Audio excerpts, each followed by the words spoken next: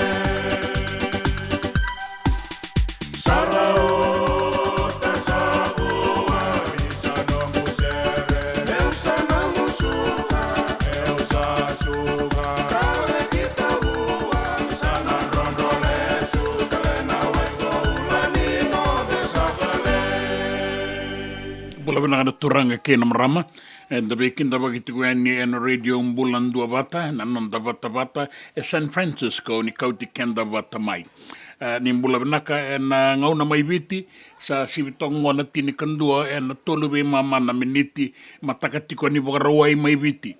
Au nangele suba na ve kaya do nambongi kene ve kasa ya do tiko na kua e baka anda sabi talo nota ka ro tiko mai and sota ningito mai viti rawa sota kina na timini Samoa ya nambongi ke ratou na nonda do robo na Fiji Water Flying Fijians ya nango rasa abengen rabuti kona e wase na bata ndui rasa tambe rawa kina final ni Vodafone Super Deans bata ke na Whitbix ralube beir nangone leo osto sare osto na rara melodale usara batiko nin non rabito soya kina turanga na marama nambasi rasisi na imai randui bagareo takatuna kornibuli na non randrotini na non rakuila ni rasaya do ni rara sa osota toke na ngaunango utaura rawati komandanga ni sanganga na timini ratu kandabulebu na mbakitini kabala kosombu mbakitini kabala kosombu rosota kina ratu kandabulebu watakina Mahatma Gandhi Memorial High School may nganga na ilaula ko maindalay na kai ratura wate rua sanga vulkarua kawalu Mahatma Gandhi sa tokikina na idobing o kini ambakitini kabala kosombu under 14 na Vodafone Deans kiratu kandabulebu yese toso tiko nangito bula tiko na sarasara bula tiko na kaila me bakanga warongo da toka nambongi na sarabiti ko ya nini non rausota na timini biti kei na timini manu Samoa. Eo kinta wai ke muniti ko na matagani warawa indai ke niti ko mai viti ke ni be buno wole kata se na kaviti ko ni warumbuka ni sa sibitongo na ba na lima be mama na miniti na nonda itiko tiko ni venga ravingo. Ka unuita ka ni nda maruta ka na singani kua ke ni na bwada ngi so sanga isuka tiko mai na takataka.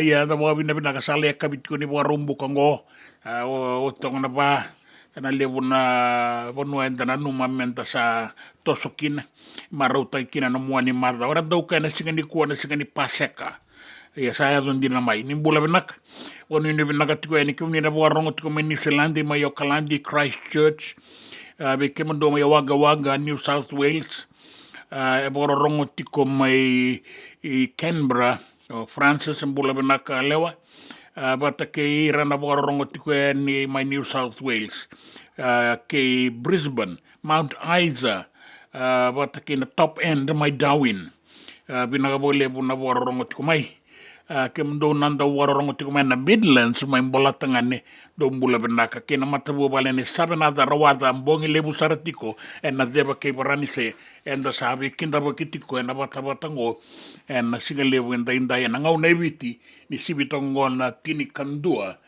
na vitu na miniti endo na serre moni bua marauta ki manda ke ni se modetiko ni anra.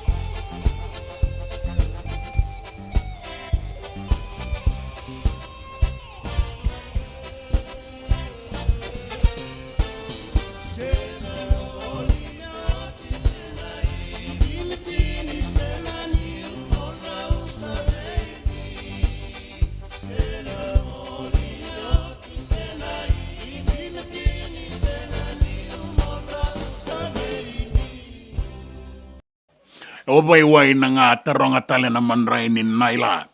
And bagayan rati ko veira na turanga na marama na daw vei toko ni vuli oti ngase ni vuli ke mani na weka ni vei kor ni vuli era sa oso toka ngo elo dala and HFC Bank Stadium and sota ni final ni Vodafone Deans sa bagay doriti ko kira sa bagay rita katiko yan kwa sa gaya doronga may veo na matagan na inday na itukutuku e bagalele di bagay ako sa reti ko may viti e na rara may laudala ni sanganga na timi ni ratukan da bulebu and na bakiti ni kabala ko sombo under 14 na imatay ni sota na imatay ni final rato sa andreta may indalay na kay na robo may ratukan da bulebu rusa nga bulu karua kawalu na timi ni Mahatma Gandhi Memorial High School da wabi na binak na ibakatangin dingin na ninggiton ta sarabato kong gower na ngoni buli samdua tanisar saan dua tanisar.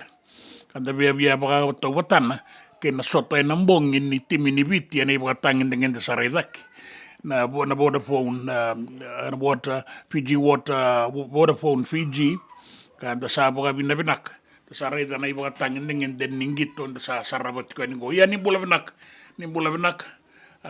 nanggito nga nandua nga inggangain duen ruka so nangaw na bagay tu erdo kame kandabu nanganga mandani kuah au nangain ruka ni mataka yan da mga binabinakan ni rangarabati ko mga binakan on rita bisa may serre kita lengaki na nabuli sa serre kiti ko ngon nabuli ndarong dati ko na launga kay na dren ni wai na so na banua na lutu so busara na ibuka raw ni wai na ibuka so ni wai na non da banua soliti ko na ibuka royo balau na noa sa solioti ani kinaboli ko may lambasa kay bunika may wai ni koro bakakin na moira ki vitilebu may nandi Vata kay lautoka ni sa luto so musara na ibuka raw ni wai may ni baturu may nandi ya daw makati ko ng raki entonces suwa ibuka rita ki may ni bia bula toka na tani raki suwa ibuka lain na mataga ni kuwa na tau bangaw na nauda kwa saranga na kaya rabia rongo dati ko ibunga me tau man na nauda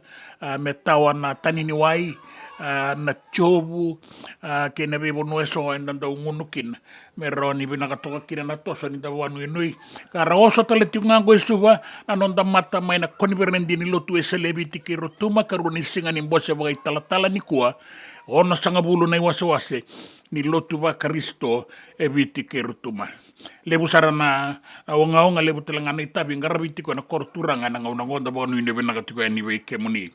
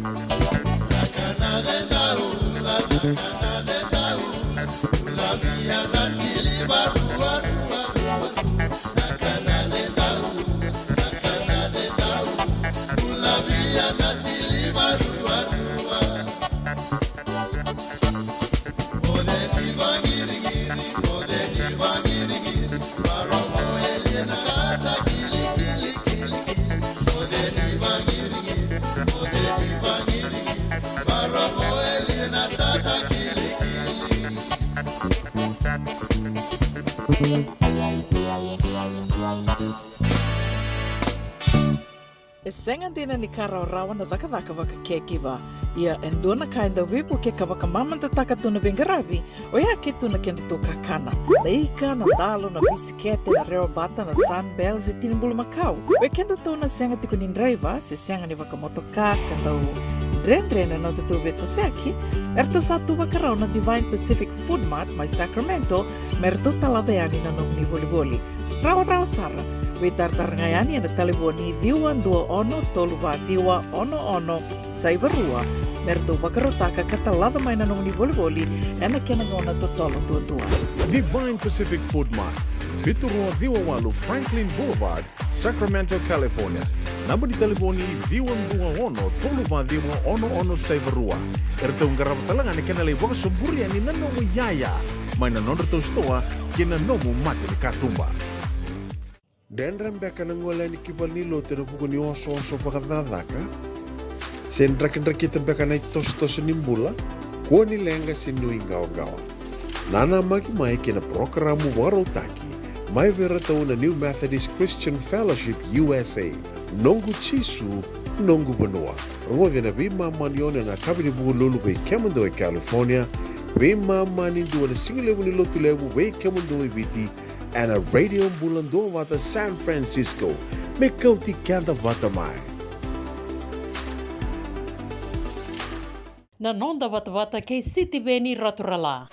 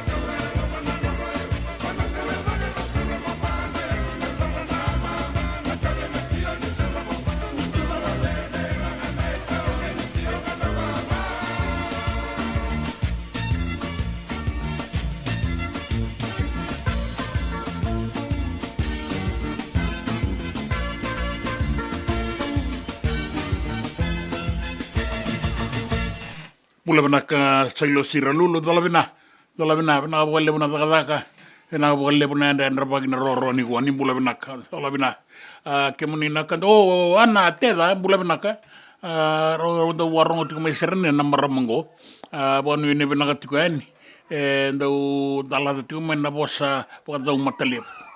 Rongasia may Serene, one we Nuisia, Karabitabi and Singanikua.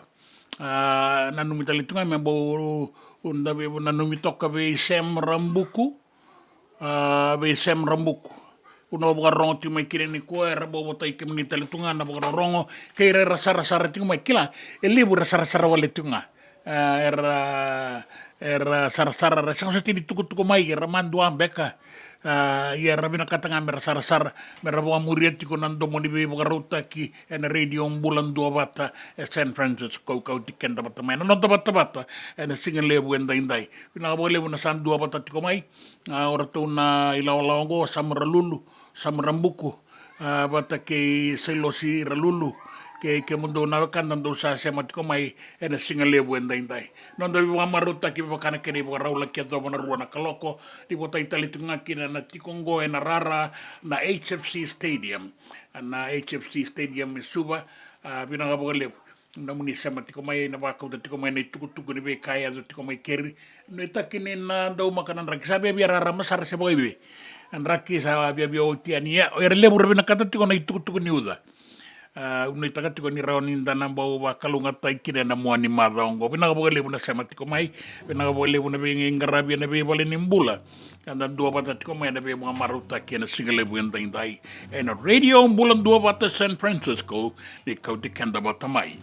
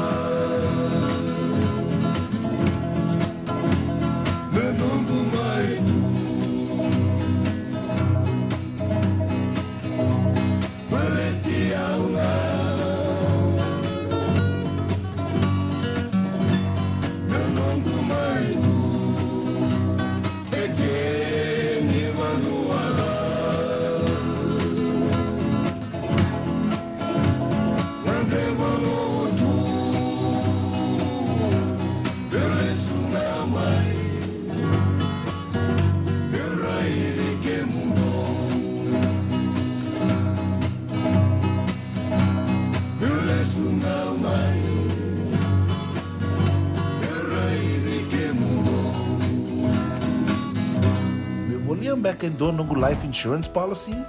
Laka kira ni tūtane ka tini kabitu ni okostita na 2022 o sangir taka sarabiri ni tauna. Kabi nga ya kira maga tinga ya sala ko mana check. Sengat tali ni biara, sengat saranga ni biara paling lain. In time saranga mai. So sangir liwara ka tera tunda wala. Kuwer tungko. Kau sahara ko dengo kamu binaksa. Iyo, o ya saranga na buna, e rau sara, sa tiko na pepa se senga, bula vinaka se tobi mate, kambani duan nga kana soma mena claim na lom ni rosa nga bulu kavana ua keada na lenga, nisa e ambaki roa tina policy. Text mai kina wasa eva walu van dua, tolu walu lima e na kena i tuku matai lalai, o ya na wasa eva walu van dua, tolu walu lima. Doyan Robina ka naman raman na ita. Do samba di ba kusa iwe? Yandra na ita. Kita sili katalaw mande na Orange Lounge. Maleka. Warasan ba di kata-kata pinakasarto nga toboy, siyang pambakaw. Gay way dala tu kinambat. Koe serangan kori, sonong ngona santa pinakat serangan na kenta kakana. Di na to zoko. Kaya kita sana berata ini bagai singelebu, kita sana gali bagai kabin ngaya ni kena. Na Orange Lounge, katalaw buka singelebu sa buka kabi, e baro tagi tu buka manggo sanggay totokan na buno ni kana. May namenda tu ide ni ti, kena buka singelebu sa buka kabi, me bakana buka sekera, na sui, ikata buteke, roro buka lolo, kaya na vida tale. Gira raw mo kila na menu ni singoya, na Orange Lounge, tolo-tolong dua, Orange Street, Santa Rosa. En dua tala na tambar ni Vingarabi ni Divine Group of Companies. Dola may na walong kaloka na mataka, kina walong kaloka anambongi moniti kina singatambo na Orange Lounge. Tolo-tolong dua, Orange Street, Santa Rosa. Nanonda Vata ki City Veni Raturola.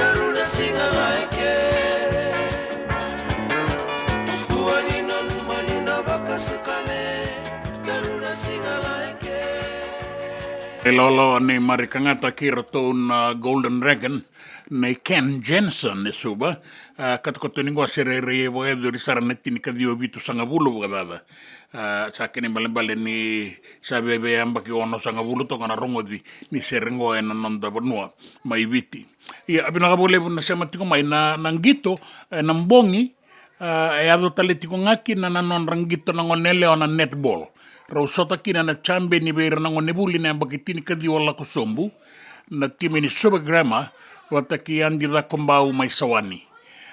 Erto chambe ni tiko mai na ngoneleo mai veuto Supergrama ya sa mai kaliraki beirto na idobi ninganga ke na tutu sareda ke ni non rato ngitungo na netball na ngoneleo mai veuto. Erto nganga na ngoneleo ni sawani na kaibe wole kati sara ruasanga bulu ki tini kadiwa ruasanga bulu tini kadiwa ya nambongi na non rosota na chambe ni non rangito na ngoneleo na netball SGS veu to Supergrama rosota batakian di kombau sa toki kina barabi mai waimanu barabi mai buna na kena idobi ana bakitini kadiwa la kusombu toka sa sainron rom bula binaka na sema tiko mai oye wakabina binaka tagi tiko mai na rotonganga na mataka nikua na dorobo maindela ina kai na RKS na bakitini kabala kusombu erto sama itaura kina na idobi kartu bukan rukai Mahatma Gandhi Memorial na kai ruasanga bulu karua ke walu endrang rongo da tiko na kena ikuri na ngauna ni rongo itukutuku na tiri karua na singalebu ni kua na ngauna mai viti ia rabanu ini binaka tiko mai Western Australia na raki Australia ia rabanu ini binaka tiko mai kina ngona ilawa ni tokasa sainronro membaleta na matai ni waboki ni sota ni superdin sar mainganga kina na ambakiti di kabala kusombu na timi mai ratu kandabulebu redo tali tiko ngana non rasaya de adu tiko mai na turanga na marama o parita tiko na noa na timi ni rakabiera tiko ngora sa final tiko ngo ratoka mai muri mai ndakundra na ngone buli so na yarda rongo na bura ni gito rakabia na non da banua so era sabo kadengu so era sangito tiko na ngona go rabe ibu ke tiko biera na ngone buli sarauta me mangosa na non ra ibu kibuki na ngone sa siri bakana gito iliu erdo kai tu na diribeni sui musu na bai sa senga sa ngito sarangani wakasama ke na fika na faito ke na faiwa ningito rakabia na superdin sarabitiko ya ningo na koroturanga suba na singa bugaroi nikua kabitiko ni bugarombuka na nonda tiko ni bengarabi ngora radio Bula Duavata Santa Rosa California ni Bula Binaka ke ni singa Duavata mai Kona mate na mula koti ulai e kau na wala e wai.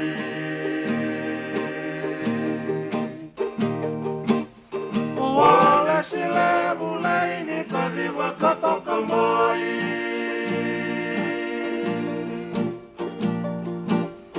Nalianda ngoria wakalama wale kasaranga melaki wala.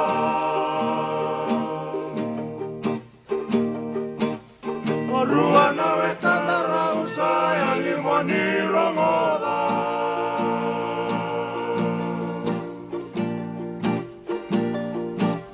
Oni bakaro rongo me usere la kanon raulenga walina wetana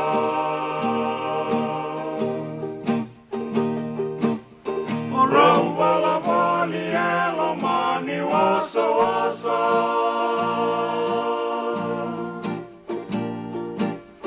Nilai mode kede saranei raumula sama iala.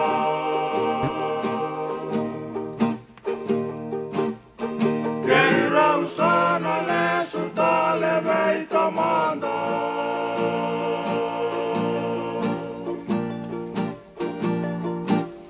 Oni ramada meutala no atakana ngauna e adakina na wala.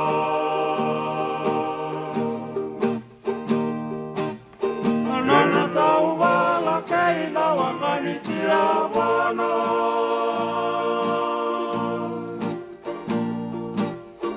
Kopua maua sabe nada rau milione mamani Vata.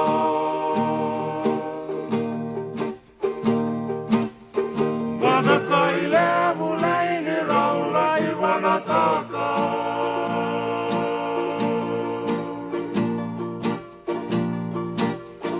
Otina vala merasa vili rausa yalina ngoreni viti.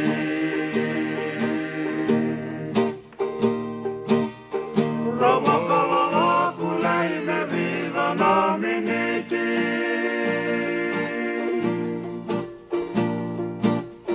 Daruni wale siya tangiri lai tuku kasodoriri.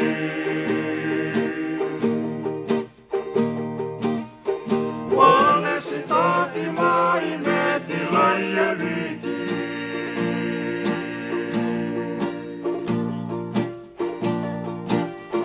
Namanu au tuku namana na lienda ndina ngori na yodana.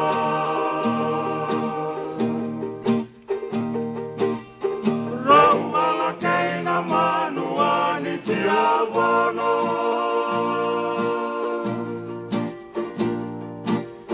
Kopua maua sabe nada rauma ni mate makandu asara.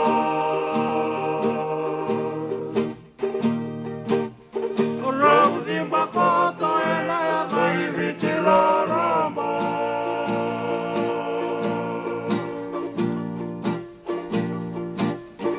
Isoi leio launga sau mera tua wasani totau.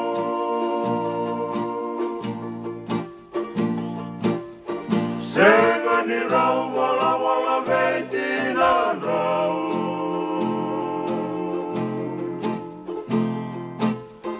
Yo soy o colaura usa mate tua veitau.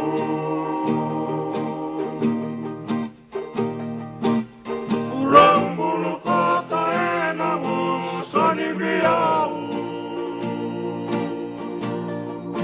JJ's Food Shack. E tiku kena na kakana boka biti me bakana kokonda. Lobo benga ni ngai kani doitu na bundi na ndalo se tapioca. Na kakana boka malangi me bakana steak boka eloka kena coleslaw. Wee! Na karitoa sa wadha badina na kani kana. Kay tiku talangana non rato specials and lomo ni madawa. Dau tamba na Facebook. Na doi ni tiwa ya na bani manrai pai kay na bunga tale. Gore na JJ's Food Shack. Viu Valley mo Billy Jean Street, Santa Rosa, California. Kaya talangan rato dili mo yang may Santa Rosa, may yato sarani kina Vato. Giritirto sana kina Vitu Saiba Vitu Tolo Dio Tolo Duntua Limono. JJ's Food Shack, Santa Rosa, California. Me voliam back in dono life insurance policy? Nakakira na ito tani katil kabitu ni akostita na 2022 o sangir takasarabiri ni tauna. Kami ngaya kila maga ngaya salah aku mana cek. Sangat tali nimpera, sangat sarangan nimpera paling lain. In time sarangan mai. So kan terliwara kata tunda wala. Kau tunggu. Kau salah lo bengo kamu binasa. Iyo, o ya sarangan buna. Rau sara. Sa tiko na pepa se senga. Bula binaka se tobi mate. Kambani dua nga kana soma mena claim na lomni rosa nga bulu kavana ua keada na lenga nisa ya mbaki roa tina policy. Text mai kina wasa eva walu va dua tolu walu lima ena kena tuku matai lalai. Hoya na wasa eva walu va dua tolu walu lima. Doyan Robina kana maraman na ita. Do samba di ba kusa iwe. Yandra na ita. Kita sili katalaw mande na Orange Lounge. Maleka. Kuarsan badi kata-kata pinakasar tunga toboy siyang pampakaw. Ngay way dala tukin ng bata. Koe serengan kori. Sono ngono santa pinakat serengan na kenta kakana. Di na to zoko. Kaya kito sa nang berata ni baga singalebu, kito sa nang gali baga kabi ngaya ni kina. Na Orange Lounge, katalaw baga singalebu sa baga kabi, e baro te itu baga manggo sanggay to toka na buno ni kana. May namenda to ide ni ti, kanay baga singalebu sa baga kabi me bakana baga sekera, na sui, ikatabu teke, roro baga lolo kay na vida tale. Giraraw mo kila na menu ni singoya, na Orange Lounge, Tolo-Tolong 2, Orange Street, Santa Rosa. en dua tala na tamari vingarabi ni Divine Group of Companies. Dola mena wala kaloka na mataka, kina wala kaloka anambongi moniti kina singatambo na Orange Lounge. Tolu 2 Orange Street, Santa Rosa. Binaka wakalevu na daw sema tikumai. Binaka wakalevu na daw aseti ko na nonda to Vata Vata na Radio Bula Duavata, San Francisco, may Kauti Keda Vata mai. And the sabo wala kasar niya dawayani na walu sa ngabula na undolo na kende wili ni matabu vale na Radio Bula Duavata. Iya, wili sar me wakatoto watataki kina kende wili na ngwane toke and aveya say pura. Do na like, do na share, subscribe talaga Mike na Radio Bula Duavata and na YouTube. Radio Bula Duavata, San Francisco, may Kauti Keda Vata mai. Na nonda Vata Vata, kay City Veni Raturla.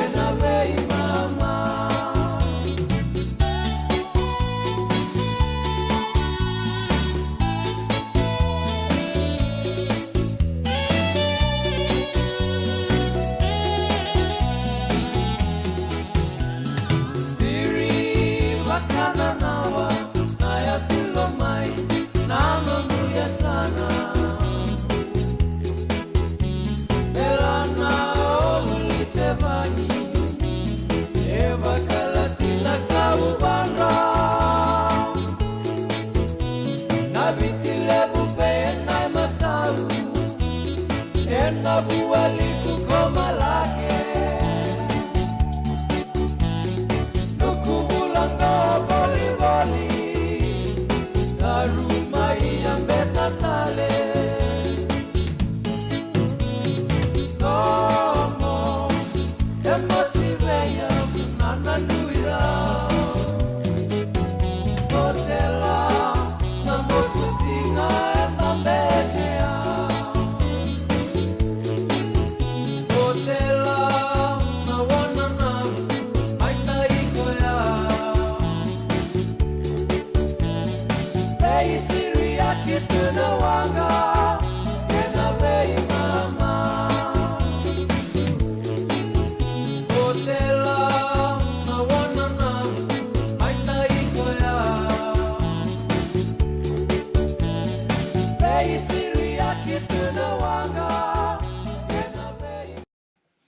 Tala noa kena korokula ve rato na vonga ni delain doki.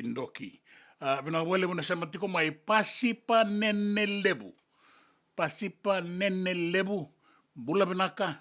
Na wale muna vikinda bagi tiko mai ena kabini kuwa na nonda ngauna ike. Na nonda itiko ni vingarabi. Bina wale lebu. Bula tiko mai Ross City, San Rafael, California. Ni mula binaka yo mula sia kemani na maramanda o tali takatuna sema mai na nonda station ngo na binga una baga ngo ana teza binaka baga lebu na Duavata tiko mai ke kenda ke ira talinga na bekanda era sa sema tiko mai sa baga rita tiko mai na nonra ngangandre ni rabina kata mera baga rongo so era sarasara so era daga Rabin garabi tiko sana bin garabi bale sana bin garabi na budon di daka di sabi abia ngona tiko ni suka ngo na nonda bonua ngo ni daka lebu na budon di daka ngo mai Sacramento mai California na San Francisco lebu na budon di daka sara na suka ngo era la koen na biso mita ke beira rando biso yandra ya beira na sa suka mai sara bia maruta ka sarangain do na ngona binaka ni bokan dondo Vata ke na boka dangi Dawe kinda bagi tiko bai reso da sema tiko yani dawe toka ni tiko yani singa lebu endai na Kauti tiko yani be kemuni eso na madala ni tuku ni gitu na ngau ngai rai ardo mai kina ni bole levi tiko mai viti ia ndaranga i rongo i tuku yani tini karua na kaloko and radio Bula Duavata San Francisco Kauti Keda Vata mai Ei tau api ala ana wai Ano mundo vai ter que ainda ai valu sama lusinga Eto via langata e tua na serenina Sereni veida e to atamba amai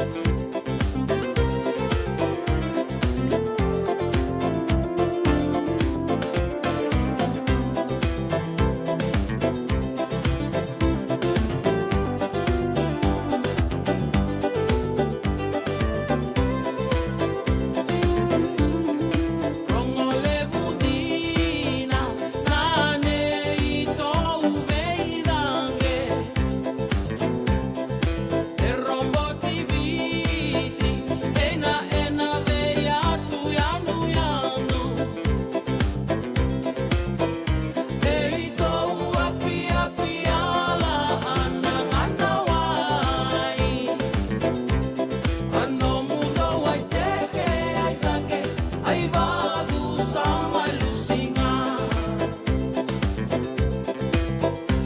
e ito api api ala anang anawai ano mundo ai teke ai dange ai vadu sama lusinga.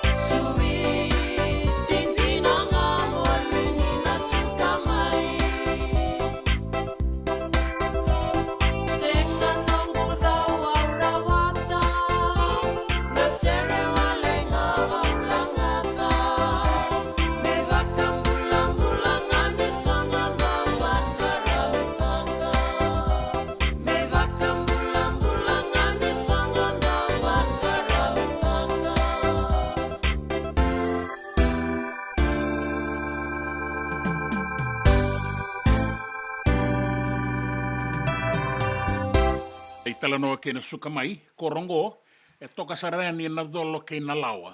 Ni ndaewe ni ki na tiko ni obisa, tiko ki na vida na stoa, e na sane mai wole ka e na Ra High School.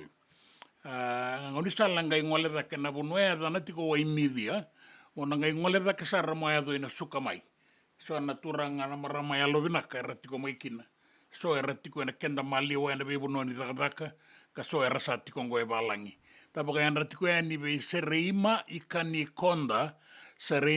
konda karato kinda ba kita le tunga na matai la onda utamba i bola na tamba ni sweba US Fiji Times Online era to boga mula tiko mai en non rato itiko tiko San Francisco en mataka ni ko bina wole US Fiji Times Online na no mudo sama tiko mai na mataka inda waraka tiko na itukutuku en non da vanua ke ne be sai burubura na itukutuku ningito ke na itukutuku nin raki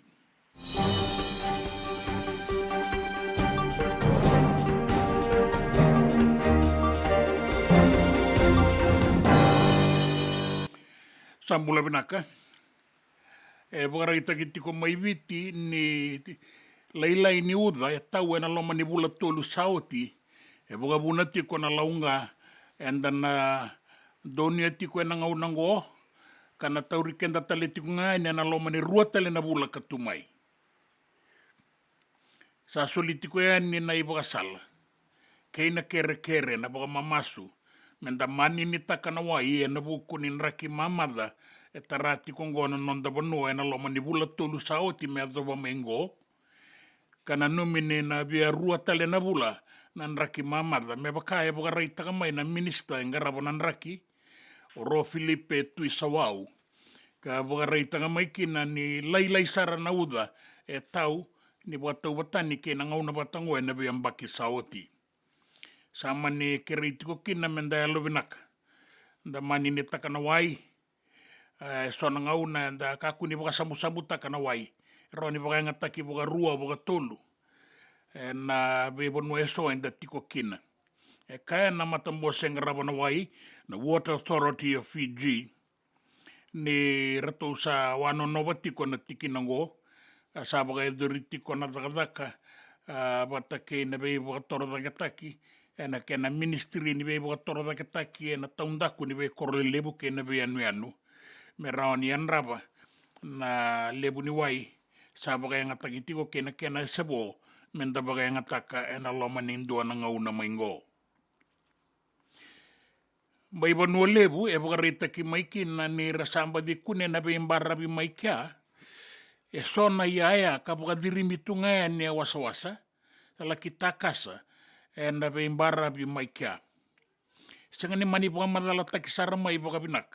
Na kena irai nga ni sona ia olo saratu buka binaka na iolo nailan loa ka baka na lawa ningoli. Rangai songoti buka binaka saratu na baibo ni wai plastika na PVC kan da baka ngataka buka lebu. Ratu tale ngai loma ni olo so na ngada ni bengarabi buka liba ka buka wasibi na kaya buka toka na GPS na Global Positioning Systems kan daw tukuna na bonua tiko kina so ke na be bonua enda rawan ni ngole kina ke baka enda baka sangarai na mape goe na tauri ba kina liba ya sa olongi bata kata le tiko ngamai na matangali liba na matani singa na solar panels o koe me daka kina na misini la laingo era baka reita kamay na tamba daka niyo visa ni ado tiko ya ni na itukutuku mai beira na leo ni bono me baleta na be ya so kara baka dirimi tiko ya ningo or salai takasa na non rabe imbara be baka bimbi mai bono lebu ka baka ngata baka rita na tikinango na turangan niyo bisa liu baka tawa o chuki fong chu sa baka bina ka baka lebu ni ra soli tukutuku tiko ya ni na leo ni bono na buku ni tikinango karai tiko na isema ni be kai baka dirimingo kara kunengo na be imbara bi mai bono lebu wata ke na wainganga ni be bo matenitaki erto se banga ngata le tunga na tamba daga ni obisa na be tikinango Ke baka, enda sa kunea, so na matangali aya bakaongo, kara olo tu baka binaka, kada sangani kela baka binaka na vei kai tukina, ya lo binaka mendanga ituku ya ni beroto no visa. E kai nakamai na turanga ni visa mai na woliku, Senior Superintendent Kemueli Mbalen Roka, ni aya karakune tikongo ena be mbarabi mai bono lebu, era sa kune tale tikonga ena be mbarabi ni be anu ena nonda bura-bura. Esangani kabo, esangani matalia. Eda sa keringa mendanga ituku ya ni be ira na waka ilesi-lesi ni tana ni obisa, ke baka enda kunea. Kinang gitu. Sa pakarita ko dito ko yan, ini sangganga na timi may ratu kandabulebu na ang bakitini kabala ko sombo under 14. Deans under 14 erto sa nreta na dorobo maindalay na kaykay. Karato wanrukaki na timi ni Mahatma Gandhi Memorial High School na kay Rusangabulu Karua kay Walu. Rato baka iliw na nguan erto tikungo may batuanga MGM ya ratungay binyan na kinratuka na daw robo mindalay na kaykay ni sabak langaw ng gito na matay ni mama kinakenay karua sabak rita katiko may na lewin ng gito ni totok na kay rabak ruta kamay kinabay kay ramay sota kay karua ni mama anggay bakay tagi ratukan dabulebu kino isikeli tabay langi na fly half ka waong gitir to talenga na nona leoni timi may ratukan dabulebu merto wakau ko merto tokitaka na idobi ni ambakiti ni kabala ko sombu ambo wakai ro talenga na yoti ni kenrato kai o Simon inangaya na huka ka may wakalabarakina na kenrato kai kina rosanga bulu karua awalu tiko nga Mahatma Gandhi. Nang gito ng bongi,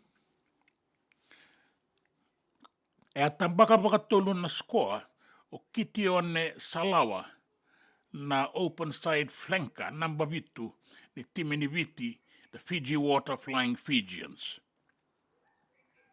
Imatay ni polo tambaka salawa kene yoti talenga.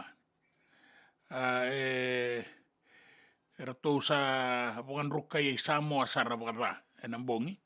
Di na nga ni matay ni mama ang gatok na team ni Samoa. Na Fiji Water Flying Fijians, erato wa se baka iliw, ka rato banday takatok, na non rato itutu, kaya nakaukawan ng gito erato warita, ka hindi na nga, niyangay sasanga mayo Samoa, ka rato may rawata tokakina na kaya tinikaono, katini kalima na timi ni biti. Laban ni matay ni mama na kini karua ni mama sanggay yabala na no da timi ni biti watalay manday tumbay nando na tikite romo temo maya na banua laki buka dengo tumanda metini na miniti arto sanggay sasangato ka na dorobo ka layado batiko ya ni karua ni mama ni sa tosodwa kena kay viti nandua na itotongi kadangeta durutale o Caleb Brahmans kina kay tinikawalu kay tinikaono ni sa otio to sanggay bakay Bula Duavata ngamay na nonroto timi na nonda dorobo na Flying Fijians lebu na saksakan ni nonroto ibukubuki na dorobo ni Samoa lutu sarabirto na polo ka lebu na ngaw na ebelerakin na nonroto ngito ene karua ni mama na idobi ni daung ngito wasibin duan ng bongyo Frank Lomani ka mbau tambaka talenga en duan na kenrato kai me kautayan ni kina tulusanga bulu karua ka tini kaono tiko nga Samoa sini wakai na karua ni mama na fullback wau ni timi ni viti o Vata karawalebu tambaka talenga en duan na polo ka alkautayan ni kina nakai kina tulusanga bulu ka vitu salawa sanggale baka dabar me songotan me pasanga bulu karua na kai viti tini kaono tiko nga o Samoa kina itukutuku nin raki Senga ni vesta wale besar nan raki ana non da banoa. Kei nan raki na vesta I bura-bura. Ndei kotonga na ituwa kinin raki. Na non da banoa. Ka rabakarang taga mai na kenandau ni rawa ni rungu-rungu na sona ngauna. Tau banga ngauna na ude. Senga ni tau mbisar. Me baka enda na makatiko. Me rawa ni tau akinan na mendawai. Rawa talengan ni I rea wala baga binakakina na vei matadakadaka e rawe ngarabi tikongo wa uasibi na koro turanga ni tawa tiko na koro ka osu tiko na vei tosayaki e na buku ni vei kaeso e ado tiko kina na ngito wata ki na mwose ni koniverendi lotu e seleviti ki rutuma ki na nora sota na ngoni buli e baga e duri tingo me laudal a sere ki na buli e da baga nui e na nonra sasanga e so mera e adoba tiko e ani na I wakatangende vinaka ni vengarabi e na mua ni madaongo na baga nui ni vinaka tiko e ani kemni na turang kina marama angori na itukutuku e nanonda banua na itukutuku ni nraki na itukutuku ni ngito ke na itukutuku me na vesa I bura-bura Na nonda Vata kei siti veni raturla.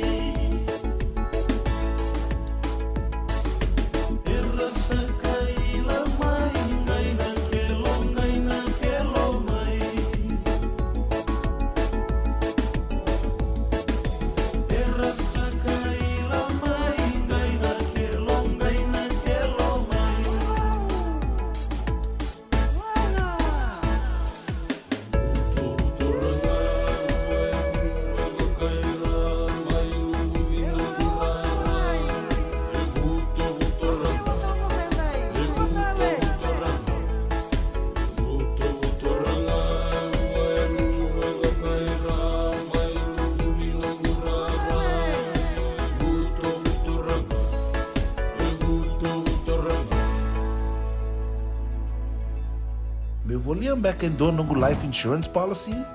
Nakakil ni tutami katil kabitu ni okostita na 2022 o sangir takasarabiri ni tauna. Kami ngaya kila mata ngaya salah ko mana check. Sangat tali ni biara, sangat sarangan ni biara paling lain. In time sarangan mai. So ang kaliwara ka tala tunda wala. Kuwertongko. Kau saya lo dengo kamu binasa. Iyo, o yasar nga na buna, raw sara, sa tiko na pepa se senga, bula binaka se tobi mate, kambani duan nga kana soma mena claim na lom ni rosa nga bulu kavana ua keada na lenga, nisa yambaki roa tina policy. Text mai kina wasa eva walu van dua, tolu walu lima ena kena i tuku matai lalai, o ya na wasa eva walu van dua, tolu walu lima. Doyan Robina ka naman raman na ita. Do samba di ba kusa iwe? Yandra na ita. Kita sili katalaw Monday na Orange Lounge. Maleka. Kuwarsan ba di kata-kata pinakasartunga toboy siyang pampakaw. Gay way dala tukin ng bata. Koe serangan gori. Sonong una santa pinakat serangan na kenta kakana. Di na to zoko. Kaya kitusan ng berata ni baga singalebu. Kitusan ng gali baga kabing ngaya ni kina. Na Orange Lounge, katalaw baga singalebu sa bukay kabi, baraw tayo ito baga manggosang gayon totokan na buno ni kana. May namenda to with unity, kanay baga singalebu sa bukay kabi, may baka na baga sekera, na sui, ikatabuteke, roro baga lolo, kaya na vida tale. Giraraw mo kila na menu ni singoya, na Orange Lounge, tolo-tolong dua, Orange Street, Santa Rosa. And dua tala na tamang ni Vingarabi ni Divine Group of Companies. Dola may na walang kaloka na mataka, kina walang kaloka anambongi moniti kina singatambo na Orange Lounge. Tolo-tolong dua, Orange Street, Santa Rosa. Dendram beka nang wala ni kibal nilo tinapuko ni oso-oso pakadadaka. Sendrakin-drakitan beka na itos-tos nimbula, kuha nilenga sinuingaw-gawa. Nana magi-may kina programo waro taki. May verataw na New Methodist Christian Fellowship USA, Nongu Chisu, Nongu Banua. Ruwag na bimama niyo na nakabili buong lulubay Kemundo ay California, bimama nindu na singilewu ni Lotulewu way Kemundo ay Viti, and a radio Bula Duavata San Francisco, may Kauti Keda Vata mai. Nanon da Vata kay City Veni Raturala. Sulutawo yezanyina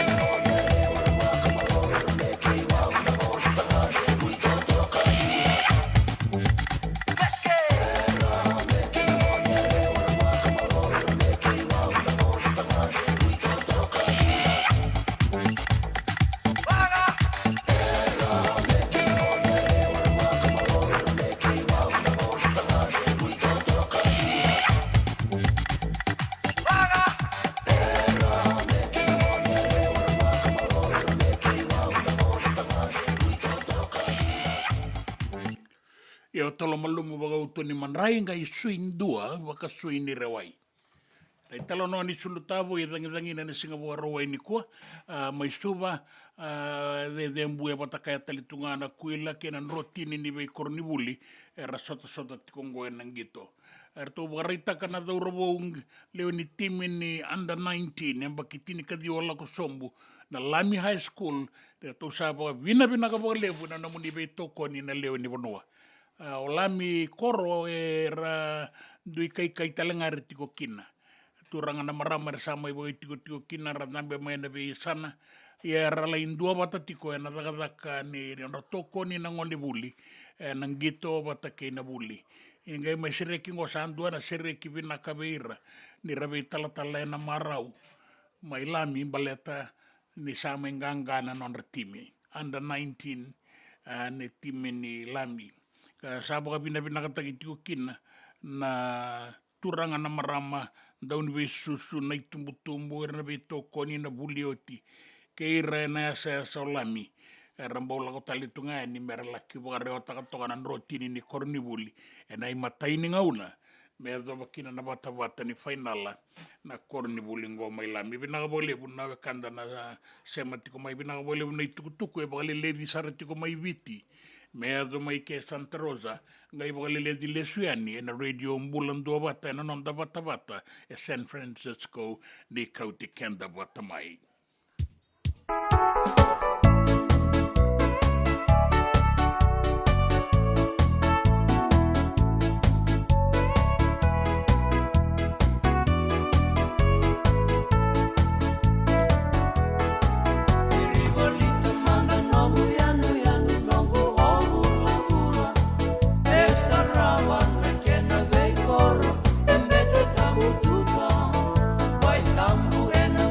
Toka lau, que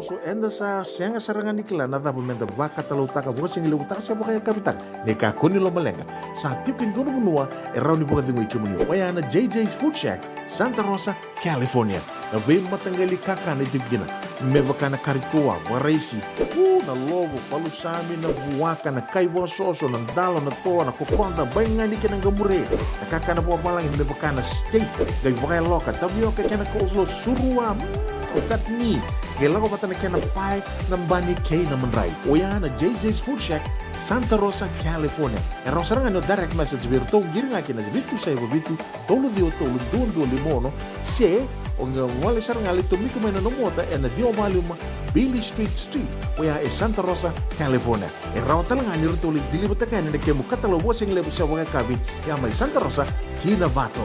JJ's Food Shack, Santa Rosa, California. Me voliam back in dono life insurance policy? Nakakil nito tami katil kabitu ni kostita na 2022 o sangir ta kasarabiri ni tauna kabi nga ya kila maga nga ya sala ko mana check sengat tali ni pera sengat sarangan ni pera palilai in time saranga mai so ang kali wara ka tala tunda wara ko tunggo o sala ro dengo pamilaksa Iyo, o yasar nga na buna, e rau sarra, sa tiko na pepa se senga, bula vinaka se tobi mate, kambani duan nga kana soma may na claim na lom ni rosa nga bulu kavana ua keyada na lenga, nisa e ambaki rowo tina policy. Text mai kina wasa eva walu van dua, tolu walu lima e na kena ituku matai lalai. O ya na wasa eva walu van dua, tolu walu lima. Doyan Robina ka naman raman na ita. Do samba di ba kusa iwe? Yandra na ita. Kita sili katalaw Monday na Orange Lounge. Maleka.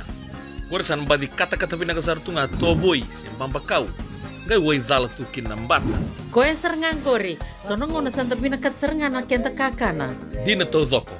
Kaya kito sa nang berata ni baga singilebu, kito sa nang gali baga kabin ngaya ni kina. Na Orange Lounge, katalaw baga singilebu sa baga kabi, e baraw tayo ito baga manggosang gayon totokan na buno ni kana.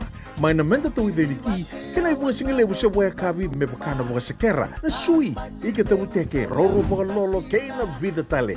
Giraraw mo kila na menu ni singoya, na Orange Lounge, tolo-tolong dua, Orange Street, Santa Rosa. And dua tala na taman ni Vingarabi ni Divine Group of Companies. Dola man na wala kaloka na mataka, kina wala kaloka anambongi moniti kina singatambo na Orange Lounge. Tolo-tolong dua, Orange Street, Santa Rosa. Binakabakalevo ng daw siya matikumay. Binakabakalevo ng daw aseti ko na nonda to Vata na Radio Bula Duavata, San Francisco, may Kauti Keda Vatamay. And the sabo wala kasar niya daw yan inawalu sa ngabulo ng dolo na kende wili-wili ni matabu vale na Radio Bula Duavata. Iya, ay wili-wili sar may pagkatuto vatataki kina kende wili-wili ng 182K Enovea sa Iburapura. Doon na like, doon na share, subscribe talaga Mike na Radio Bula Duavata and na YouTube. Radio Bula Duavata, San Francisco, may Kauti Keda Vatamay.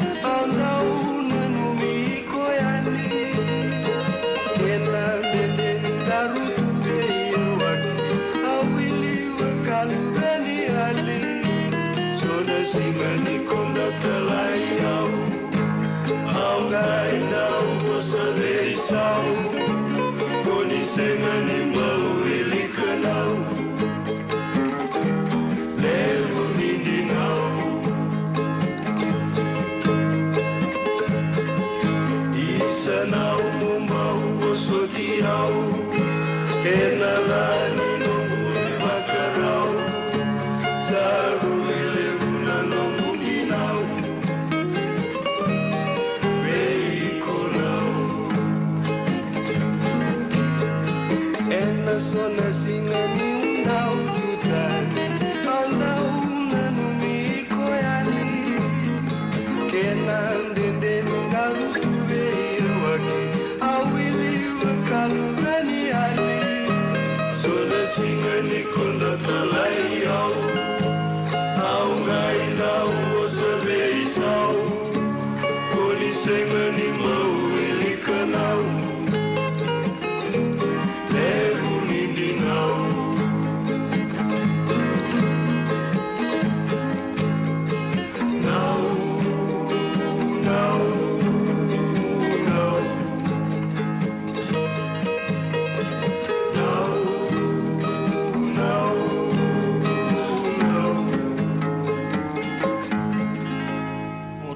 Tinang tomono tu nambuan nilo may nambuan dende sarat nang irongo dendo na seria totoka na ibaga tangin ay apa cooking gora mate turang ko yang bauti ko main delay nambua ya dabo bine bina sare reality lenga apa cooking mate abaga tangi na vida na mata sere rongo kakilay may biti na Phoenix Choir na yakani nandi bo nilo may nambua ke na bunga tali na mata sere abukatangi kina da sarong o to ngai ndai no na ibukatangi nan dona ser makau sara na matai sarangan roto kotkotoni nam buan ni lomai nam bua da buganda tiko na single ndai bi and diviniana Lanford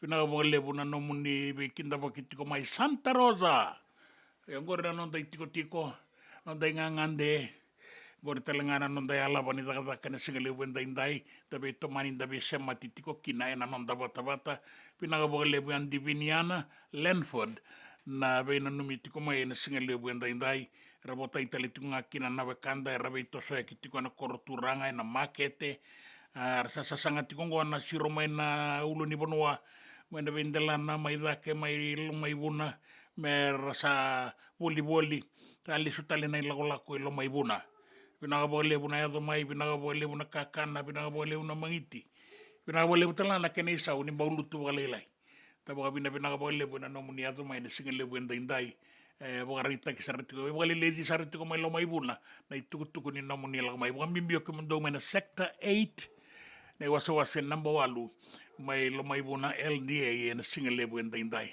do bota italitunga na sera tarabango na ilawa ni andi Diviniana Lanford Santa Rosa and a single ndai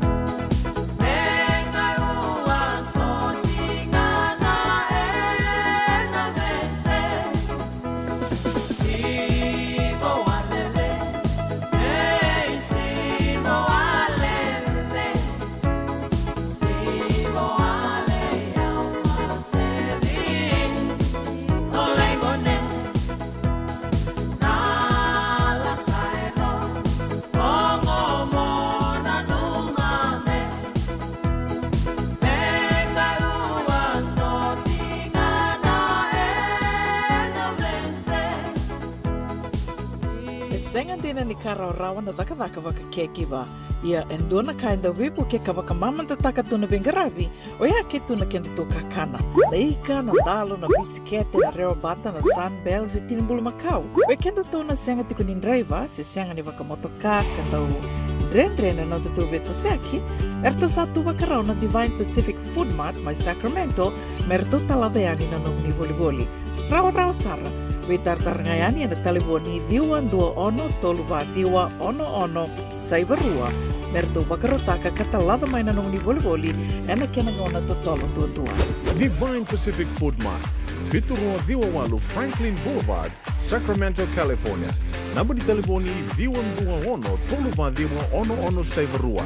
Erto ngarap talangan ni kena lewang sumburi ani nanomu yaya. Mai na nondor tostoa kena nomu mati ni katumba. Dendram beka nangola ni kibalilo tena buku ni oso pakadadaka. Sen drakin-drakitan beka na tos nimbula. Kuo ni lenga sinui gawa-gawa. Nana maki mai kena programu warotaki. Mai vera tau na New Methodist Christian Fellowship USA. Nongu chisu, nongu banua. Rongo na bima manione na kabini buku lulu bei kemundo e California. Bima mani dua na singilewu ni lotu lewu bei kemundo e viti. And a radio Bula Duavata San Francisco. Me Kauti Keda Vata mai. E na muna ngau na lewa ni nondo soso enda sa senga sarangan ni kila na dabu menda baka talau taka buka singi lewu taka siapa kaya kapitan ne ka kuni lo malenga sa tipin dono munua e rau ni buka dingo ikimunio waya na JJ's Food Shack Santa Rosa, California na wei matangali kaka na jibgina me baka na karitoa waraisi na lobo palusami na buwaka na kaiwa soso na dalo na toa na kokonda bainga ni kena gamure na kaka na buwa malang me baka na steak gai baka loka tabio ka kena coleslaw surua o tatni kailangan bata na kena pie na bani kay na manray o yan na JJ's Food Shack Santa Rosa, California. E rau saranga no direct message vir tau giringa kina vitu sa iwa vitu tolu dio tolu duon limono se o nga wale saranga li tomiku mai na nomota e na dio maluma Billy Street o ya e Santa Rosa, California. E rau talanga ni rito li dilibata kaya na kemu katalo wasing lebu sa wanga kabi ya mai Santa Rosa, Kinavato. JJ's Food Shack, Santa Rosa, California. Nanonda Vata ki sitiweni raturala.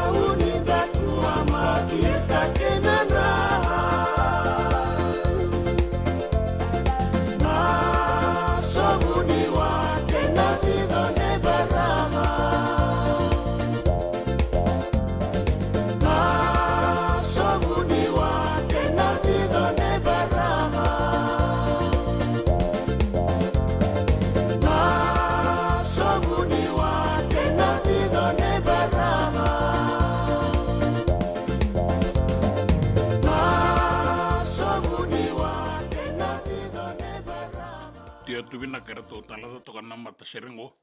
Ai tala noanga ni nonra tō wanua na nonra tō koro mai na liwa. Na pono wai maro. E sara nai tā siri. Lolo matuiani wo mimi wei ke muni. Vina wole wuna nomni samatiko mai. En singale wendai. Andi vini ana len for wada buti ke muni tiko yani. Bula vina kana pungo muni mai Sacramento. Ke loa taranandi. Bagayan ratiko mai ratuna numi tiko kina. On St. Mary mai Sydney mai Australia. Na wole wuna vina numi mai loata. Wanu ini vina kana singa ni kua. Alice Conwood. Bula vina kalewa. Rambo wata italitungana serengo ya Keneta o Naunge. A Keneta di Naunge. A Pisai Naunge. E buka rongo saratiko ya ningo enda wilebu. Kalungata na bingarabi. Vina walebu Alice. Vina walebu wikemni na wekanda. Au sikasutini ni ndonu sara ia sayado nga. Me baka na kasayado no. Da saboro rongo mandanga. Nang gito ibuka eduriti kongo. E wanu itakatiko ni nambaundo na timi mena waliku. Mena mai rawata na final. Ia sandrenga ni rasayado bomai. Ambaundo na sasanga kaukaua. Veira na veiti mi arangito tikongo elaudala. Mai suwa. Me reado bomai na final. Sandua na vengen rabu binaka sandua talenga na wada. Vei sisi aki toka na vei toko ni veira era toko ni kenda na vei madawa. Na vidana madawa sa utingo. Ayau kai tikong baleta ni sama inruka na timi ni New Sawa. Wana numati konderatua na mainganga habi singa toka Methodist. Ia rau kornibuli ruang ni lotu esele. Na timi ni New Sawa pataki na timi ni singa toka Methodist. Sa mainganga singa toka tu sandreta may nanronga. Na ngondibuli may singa toka Methodist. Na nonraidobi na ngonelewa. Na bakitini kaono la kosombo. En with big saralube. Era to sama in reta kina na matai ni dobi. En a fainalango. Mesa kausombo kina ronga. Era to na ngoneleo en singa toka Methodist. Kaukosar na to timi. Era to may rawata baga binakana nora to sasanga. Wano ini binakana ilesu kita beunia na weren bulan kay witi. Binakabole na may bagay tabi. Pinakabole na may baga bulidi. Pinakabole na may toko ni na timi ni New Sawa Methodist. Ka maingito talaga na final na singalebu ni kuwa. Kau na numa, ko na timi roa bimbolembole itiko na noa. Na timi may Subagrama. Vata kay na timi ni Marist Brothers. Kau ni kuila. Bila dila dabi sa kau kena bisa bosa. Enta na numa saranga. Ni sana rawa ni tini bagala gitu. Ia senga gare buka pinakasarana gitu sapa kaukawa. Ia tu sanganga na timi may beuto Suba Grammar School. Goy na bakitini kaono la kosombo. Veira na dorobo. Gay menruka na timi ni Marist besibilay sarna kay ia sa besibinga. Besibilay bu sa laylay sa besibinga na kay sa nanganga indua. Da saya lo baga biang iya kada deren duandongan da mai bagai tabi na final pina bole moni bota ia na dona sere na sigale bunikoa era non da bata na radio Bula Duavata San Francisco di Kauti Keda Vata mai.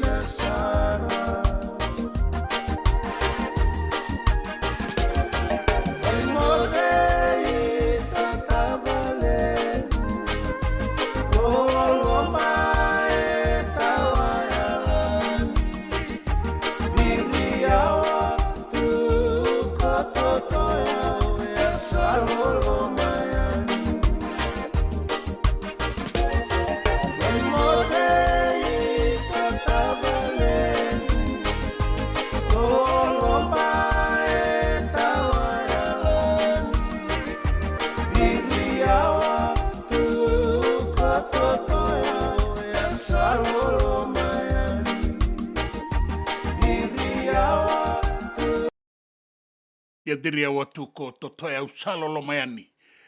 Ni botongo endona miniti, me endona kaloko sabo binabinaga bolepo.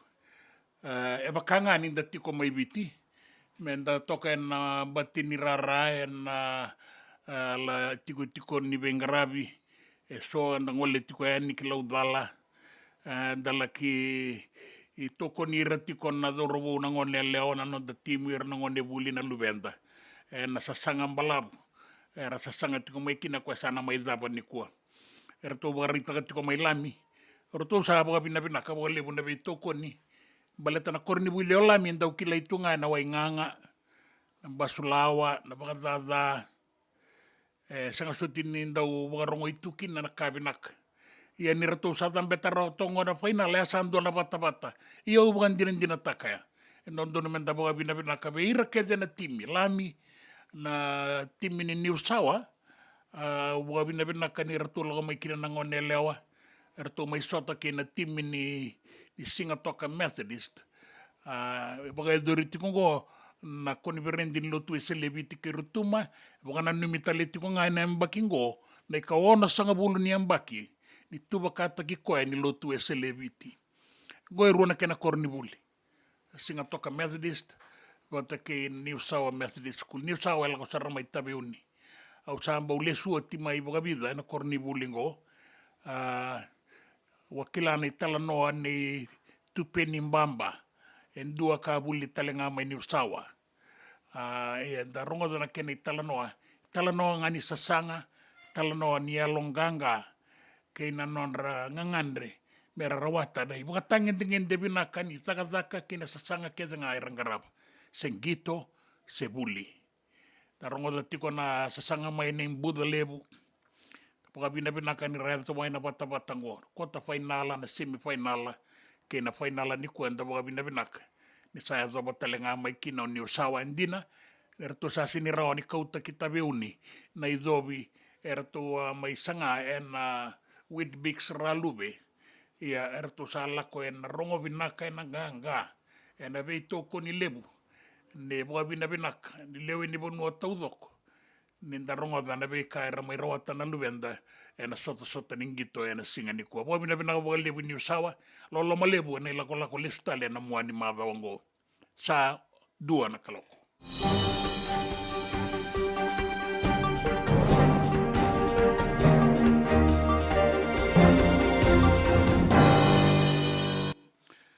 E leilei na uda e tau e na loma ni Bula tolu sao ti mea doba indaindai. Koe e baka bunati ko na launga ke na mamada ni banua. Ka na numi ni na wakati ko kina na kena ituwa ke na loma tale ni rua na Bula maingo. Sa soliti ko mai kina na ibaka sala ke na kere mendanga e vena numi toka kaya loma tua taka na baka ngata kini wai.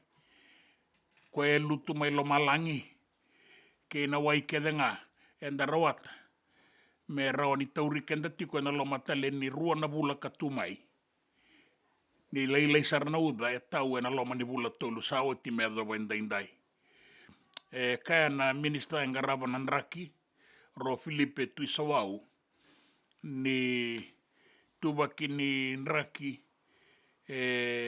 wakarita ki tiko maingo ni na leilei sarana uda e na tau Kene bale menta sa mani ni taka na wai, kanda bagai ngataka bagai alo matua. Roni bagai ngataki bagai rua bagai tolu. Na wai ke bagai enda masimbati. E roni ndanga ele kimbi utaki na longa ni senikau, sena i teitei, na wai me bukea. Na lenga enda sa tiko kina goe. Kaina matambose ni wai na Water Authority of Fiji, ni erto sa wano nova tiko. Na bagai ngataki ni wai na nonda wanua katakataka ke na ministeri ni bebo atoro takataki na taundaku ni korole levu ke na ve anu membaleta na bagai ngataki ni wai na nonda wanua. Era bagai taka sona koro mai wanua levu ni sa taka sa tiko ya ni na nonda barabi sona yaya ka olo tu baga matau. Era olo sara baga matau ena kena iolo na nailan ka rasini kila se matangali haya bakadaba bagai ngataki tiku ngaki na lawa ningoli ka olo tukina so na vaibo palasitika na PVC o tiranga ikune mbarabi tiku mbarabi iolo ngo kara baga dirimi tu mai sanga ni madala sera kau mai baga daba se ado ni baga daba kina be imbara bingo ke baka ado ni imbara biana kau ngamai na wanga ia rasa baga rita kama ni sa kuniti ko so na matangalia ya baga ngo bia re bakito kana kene rai sena kene baga madala baleta ni tiko kina na misini lalai ni Global Positioning Systems kene bale na bebo no era tiko kina go ekilai tiko mai na dona bono na kilai tiko mai kina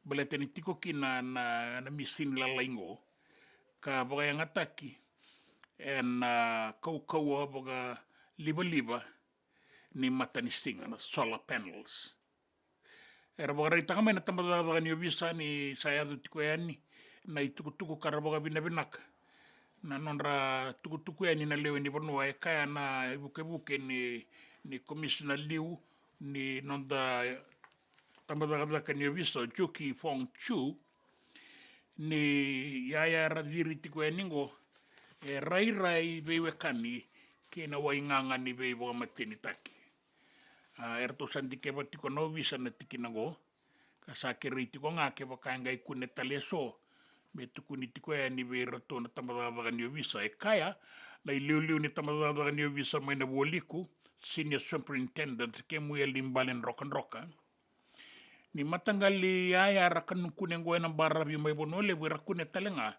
ena sona bonua na be sai burabura sanga ni matali eviti na be kai kunengo era sabagari takatalenga na be tambana ni tukutuku mai babalangi ni sanga walenga ni kunetiko eviti sa kune talenga ena be bonua burabura na matangali yaya karadiri ani bakango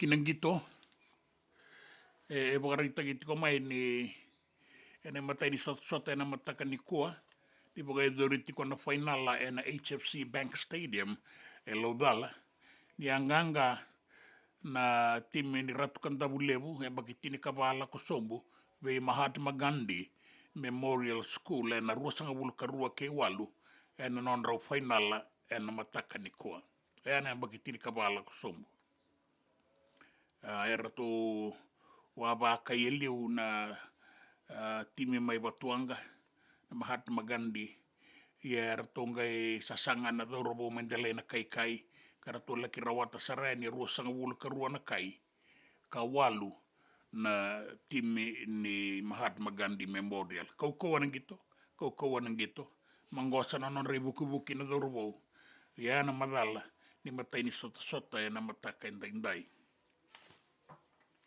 enambongi era wangito kina na no the timi na Fiji Water Flying Fijians Vata ke na timi ni Manu Samoa we rau we nakatoka na non rau kau na timi ngwenda sando kila na timi ni Tonga na timi ni Samoa ni rau sota ke na timi ni bitin dua tani na ibaga tangin nengende kama na benga sau era non rau sota enambongi tambaka kina baga tolu na kai ke viti o kiti o ne salawan na open side flanka ni timi de viti Ni lebe mama toka ng gito.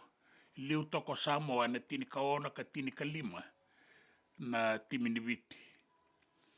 Ni sa oti na matay ni be mama, tika bune karuan ni be mama sa nganitoso na kay kay Samoa. Sa andei toka nga na tini kaono. Era tunga ibe biniaka na dorowo na kenra tukai. Duan ito tongi be Caleb Mans ka bakakin na nanratong gito na kenabon ya tu muri be Vata ki Frank Lomani ko na dorobo ndong gito wasibindon do ay nambongi ratong ibe ibu ketaka ni na kenabon ya tu liwe muri mela kia do bani rua sanga bulu kalima tini kaono tikunga Samoa sali tulu sanga bulu karua na timiniviti se tini kaono tikunga Samoa e do bani lai tambaka na polo buate karawa lebu na fullback wow ni timiniviti mela kia do basarti okina na tulu sanga bulu kabitu na kai tini kaono tikunga Samoa kala kia do bana gitu lai tambaka na yoti oti ni skoa tambaka na kene matai tambaka na kene yoti oti okiti one salawa Kauta ni kina na wili tau doko ni kai ni oti nangito wasanga bulu karua na Fiji Water Flying Fijians tini kaono o Manu Samoa.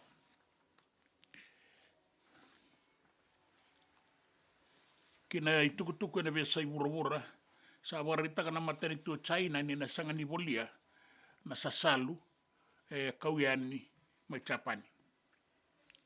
Padin doa na non rovela de la vina matani tuero Chavani Vata ke China baleta ni warita ko China na wasawasa buli ti Chavani ke China sambenu daya ningo o Chavani na matangaliwai ka bewa kitu ke nambenu ni nuclear sa warita ko Chavani ni sandike bioti boka matani tu sandike bioti na matambose ke burabura ia kaitunga China sana sangani tara endo na kakana e bolita kiani mai Japani ki China membaleta na lenga ngo ni rawa ni balenga itu na kakana kauyani baleta na bekai ado tiko mai Japani na sambenuda na wasawasa na matani tu Japani na wai ka lagomai na raka ni swasangarai ni nuclear. Nraki na nonta bonua e sanga ni besau. Mai viti tau bangau na nauda o kuna loa bula toka na toka lau deba. Ana baka kotokina na barabia so mai nanronga singa toka ya do mai kisuba na boa batake no sorry. Kauta sareani kina woli ko ke tailevu ki korwo e baka kina na sano na itasiri na sanora mai rakiraki ke na esana itolu e na woliku na deba ke mbua toka lau ke maduata ke da kaunrobe na esano lau ke na esano lo mai viti e na uku na loa e rauni tau nauda e tau ngā bangauna e o tienda sana badi wakila talitiko na raki mamada ina nonda banua. Turanga kena mara mangor ni tukutuku ni raki tukutuku na nonda banua na besa iburu kena tukutuku ni gitu. Na nonda Vata ke City Veni Raturala.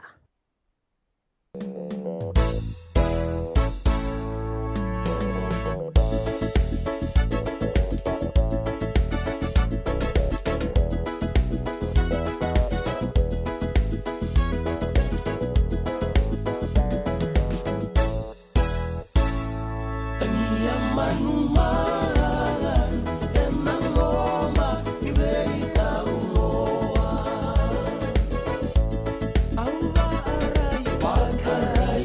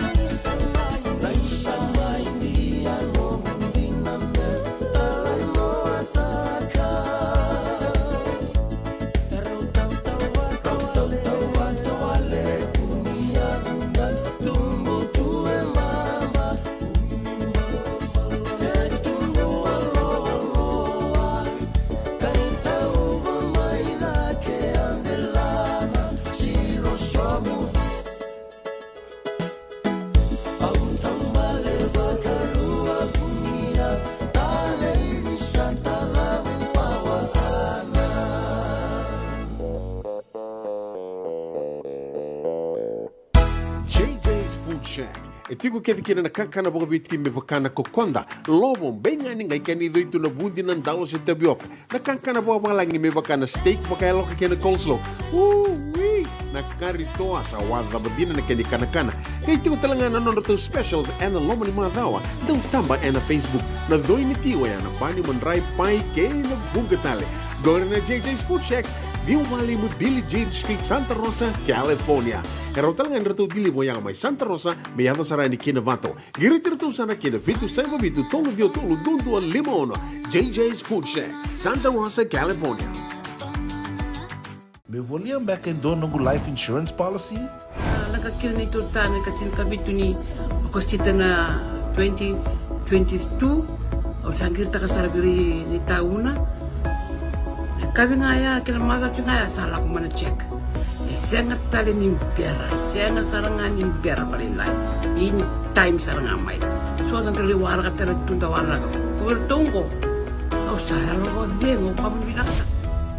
Iyo, o yasar nga na buna, rao sara, sa tiko na pepa se senga, bula binaka se tobi mate, kambani duan nga kana soma mena claim na lom ni rosa nga bulu kavana ua keada na lenga, nisa yambaki roa tina policy. Text mai kina wasa eva walu van dua, tolu walu lima ena kena tuku matai lalai, o ya na wasa eva walu van dua, tolu walu lima. E senga dina ni kara rawa na daka waka kekiwa. Ia endona kainda wipu ke kawaka mamanta taka tuna bengaravi, o ia ke tuna kenda to kakana. Leika na dalo na bisikete na reo bata na sunbells e tinimbulu makau. We kenda to na senga tiko nindreiva, se senga ni waka motoka kanda u dren na tutu beto seaki, erto satu wakarao na Divine Pacific Food Mart mai Sacramento, merto talaveani na nung ni voli. Rawa sara. We tartar ngayani na taliboni diwa dua ono toluva diwa ono saivarua merto bakarotaka katalada mai na nung ni voli ena kena ngona to tolo tua. Divine Pacific Food Mart. Viturua Diwa Walu Franklin Boulevard, Sacramento, California. Namba di taliboni diwa dua ono toluva diwa ono saivarua. Erto ngarabatalangan ni kanale waka suburia ni nanomu yaya. Mai na nono to stoa kina nomu mate ni katumba. Na nonda Vata, kay City Veni Raturla.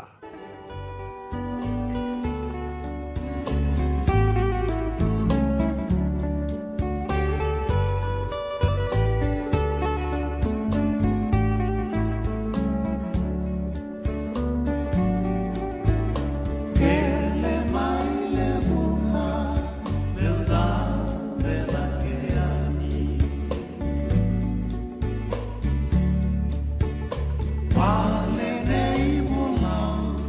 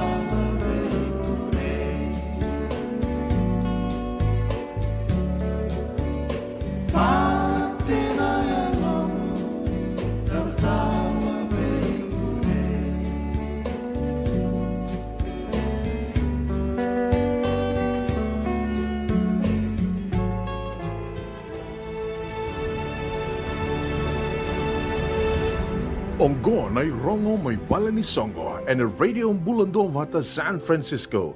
Me Kauti Keda Vata mai. Singa kay Tailebu, and I katulusang wulukan doon ni Singa Bukaraway, na katulusang wulukan doon ni Singa niya Cosita, and nabagadore na ruang 256 Griffin Avenue, Santa Rosa, California, 255 sa Ibabitu. Kay na so lebu, di ba na nomini ang bakin raw kay ratukan dabu lebu, and nabagadore ni katini katolo ni September, may na lima, tiga po na lima na kabila kaya masarati ko yan na tinikanduwa ng bongi sa ganisaw mi ng uno.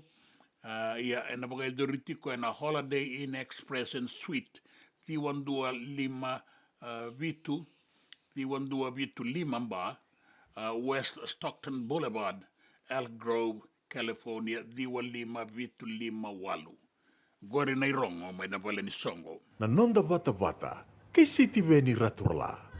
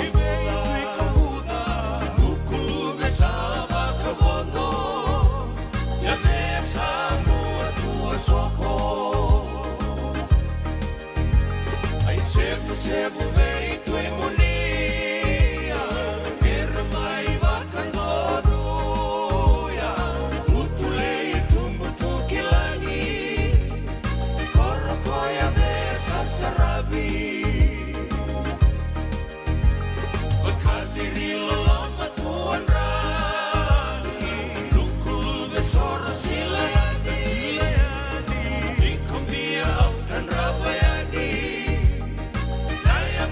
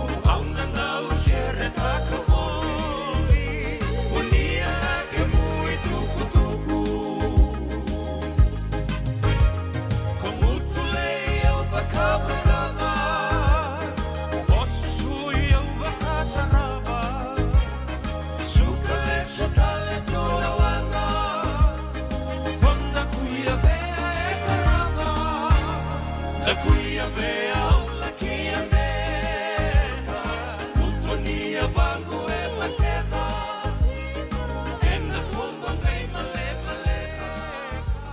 Anukula mai na kuia vea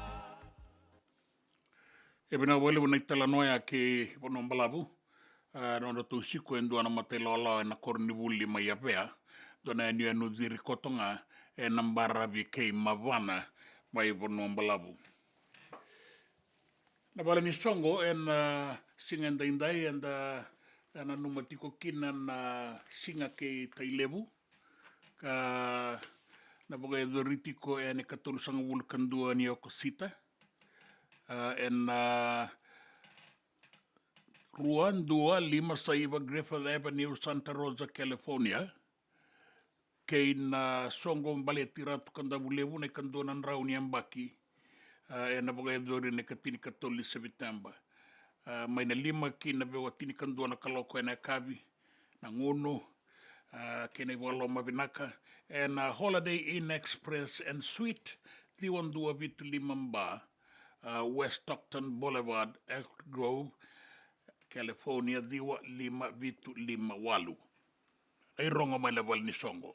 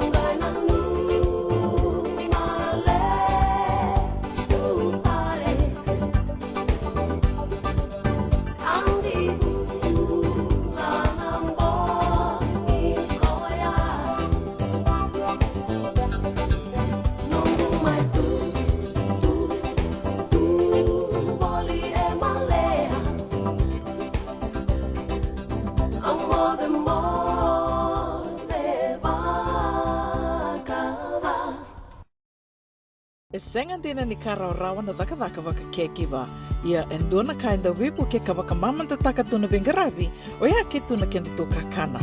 Leika na dalo na bisikete na reo bata na sunbells e tinimbulu makau. We kenda tona senga tiko ni driver, se senga ni waka motoka kanda o dren na tutu beto seaki, erto satu wakarao na Divine Pacific Food Mart mai Sacramento, merto talaveani na nung ni boli-boli. Rawa sara. We tartarngayani na taliboni diwan 21 saivarua merto bakarotaka katalada mai na nung ni boli-boli ena kenagona totolo tua. Divine Pacific Food Mart, Viturua Viwawalu Franklin Boulevard, Sacramento, California. Namba di telefoni 21 saivarua. Erto ngarapatalangan ni kanalay waka suburian ni nanomu yaya. May nanonoto stoa kina nomu mati ni katumba. Dendram beka nangola ni kibalilo te no puku ni oso pakadadaka. Sen drakindrakita beka na tos ni Bula, ko ni lenga sinui gawa. Nana maki mai kina programu warotaki, mai vera tau na New Methodist Christian Fellowship USA, nongu chisu, nongu banua. Rongo vina vima manione na kabini buku lulu bei Kemando e California, vima mani dua na singilewu ni lotu lewu bei Kemando e Viti, and a radio Bula Duavata San Francisco, me Kauti Keda Vata mai. JJ's Food Shack. E tiku kete kina na kakana boka biti me pakana kokonda. Lobo benga ni ngai kani doitu na bundi na ndalo sa tapioca. Na kakana boka malangi me pakana steak baka loka kina coleslaw. Woo-wee! Na karitoa sa wadha badina na kani kanakana. Kaya tiku talanga na to specials and na loma ni madawa. Daw tamba and na Facebook. Na doi ni tiwa ya na bani mandrai pai kaya na bungatale. Gore na JJ's Food Shack. Viu Valley mo Billy Jane Street, Santa Rosa, California. Karo talaga nrato dili mo yang may Santa Rosa, may yato sarani kina Vato. Giritirto sana kina Vitu Saiba Vitu Tolo Vio Tolo Dundu Limono. JJ's Food Shack, Santa Rosa, California. Na nonda Vata kei City Veni Raturala.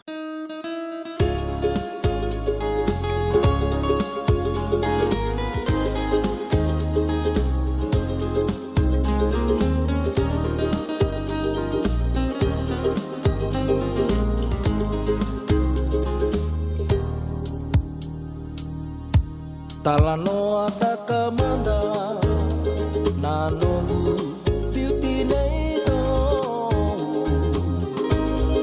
meu sangole sambuyani kina mukalo meu ni mateni nakaso kena gogolo dau perai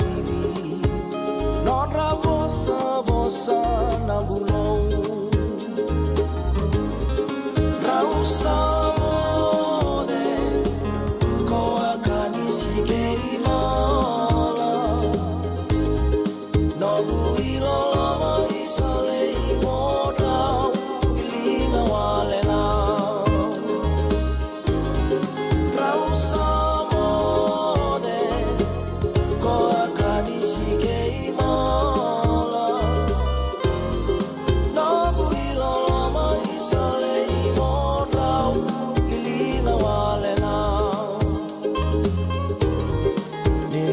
Sota morning daw mata re Boboleka ni mai kamoro me meno bukalele Vagava manda na ke murau mune te au nai diva isale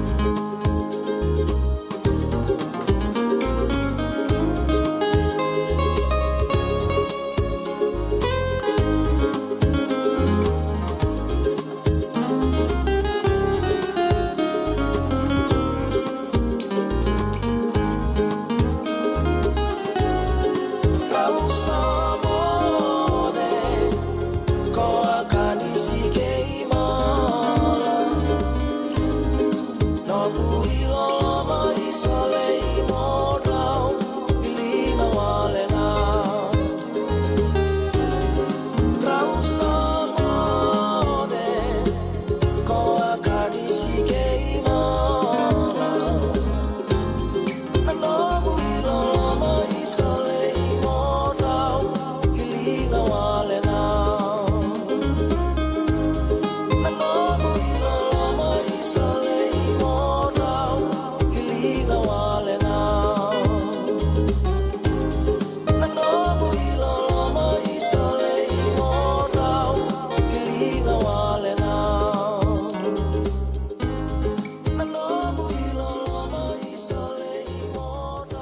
tamo de koe kanisi ke malala.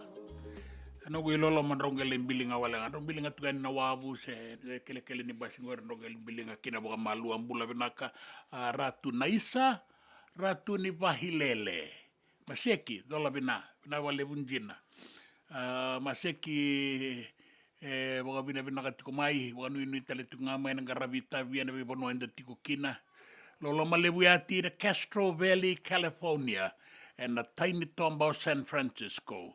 Oya, mai be ratu naisa, ratu ni watulele. Pinakabolebu. O peti tui daumia. Bula pinakasaka kimuni. Pingarabiti ko ngo Rockhampton, my Queensland. Toko mai rao Brisbane toko ini daka Rockhampton. Sewa iwe. Pinakabolebu.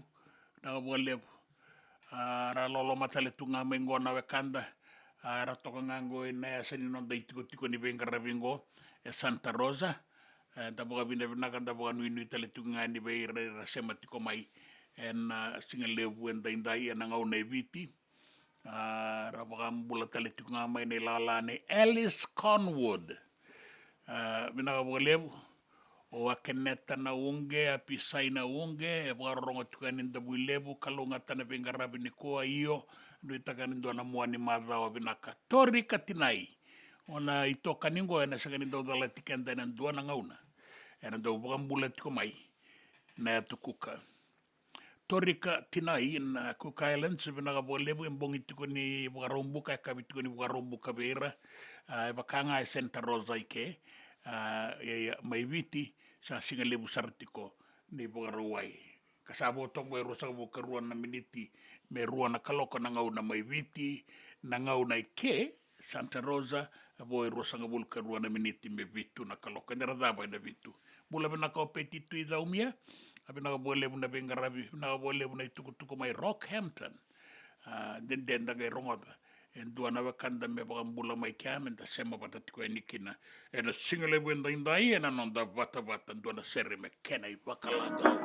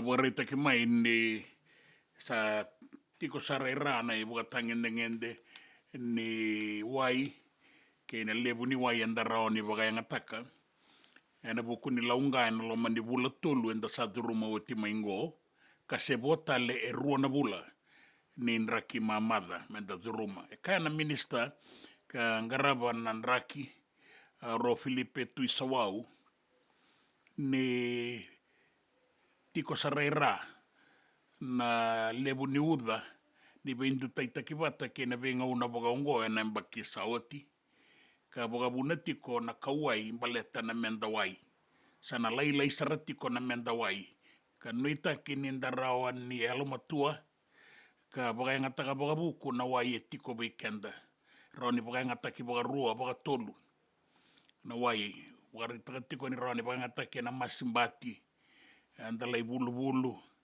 Oti lai soa ni ana teitei. Me suikina na seni kauze suikina na kakana na raunrau. E kaya na matambose ni wai na Water Authority of Fiji.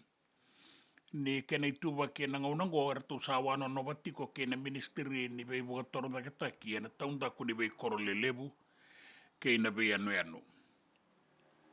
Sa kune tiko mai bono lebu e sona i ololo.